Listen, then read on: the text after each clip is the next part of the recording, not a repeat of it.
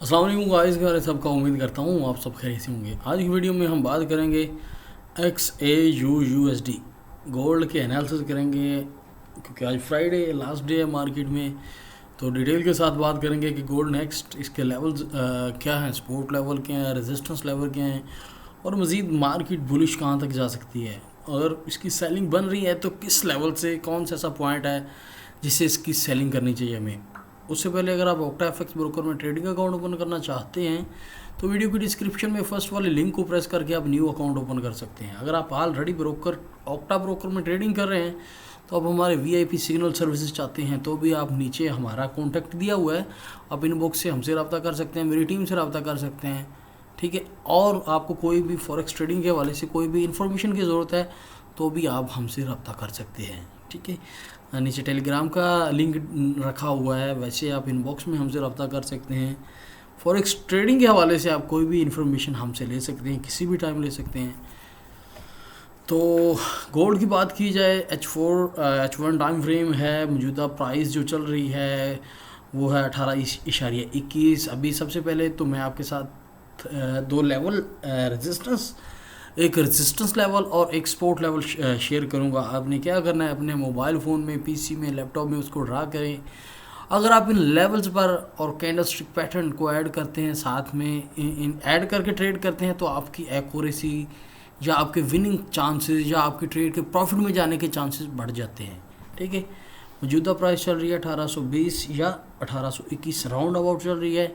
तो सबसे पहले तो आपके साथ में जो लेवल शेयर कर रहा हूँ आप वो लेवल ज़रा नोट कर लें। आपने एक लेवल जो अपना ड्रा करना है वो है 1807.87, ठीक है। 1807.87 1807.87, ठीक है। एक लेवल आप ये अपना ड्रा करें। दूसरा जो लेवल है उसकी वैल्यू है 1831.52 1831.52, ठीक है।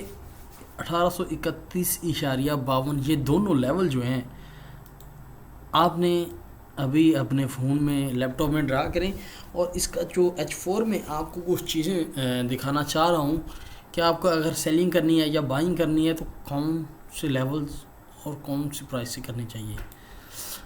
H4 और मैंने मार्केट को जूम आउट कर दिया है। जूम आउट करने पर आप ये देखें, मैंने एक पहले से जो कि ड्रा किया हुआ है चैनल मार्केट में। इस चैनल में कहीं ना कहीं इस चैनल के अंदर कभी बुलिश, कभी बाय में, कभी सेलिंग में, कभी ऊपर कभी नीचे, कभी ऊपर कभी नीचे, और यहाँ पर मार्केट ने इसको ब्रेक किया। ब्रेक करने के बाद मार्केट ऊपर गई, ठीक है। ऊपर जाने के बाद ये एक H4 में सेलिंग कैंडल बनी जो कि उस लेवल को टच कर रही थी, उस रेजिस्टेंस के उस ट्रेंड लाइन पर थी जिस पर मार्केट कभी बुलिश थी, कभी बाय में जा रही थी, कभी नीचे कभी ऊपर।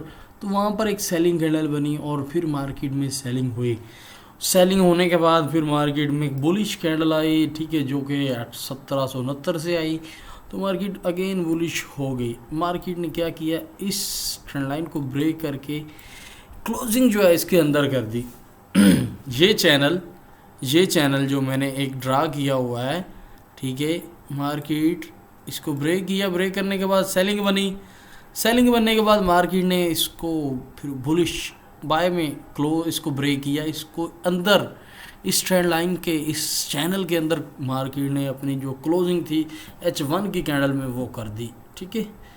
H1 की जो क्लोजिंग थी वो इसके अंदर हुई। अंदर क्लोजिंग होने के बाद आप चेक करें तो यहाँ पर एक बुलिश ट्रेड थी, एक बाय का सिग्नल था। मार्केट में बाय की कैंडल बनी, ये आप वॉच करें, ठीक है। ये दो कैंडल थी जो कि एक रिवर्सल था, एक सिग्नल था बुलिश बाय की तरफ, ठीक है।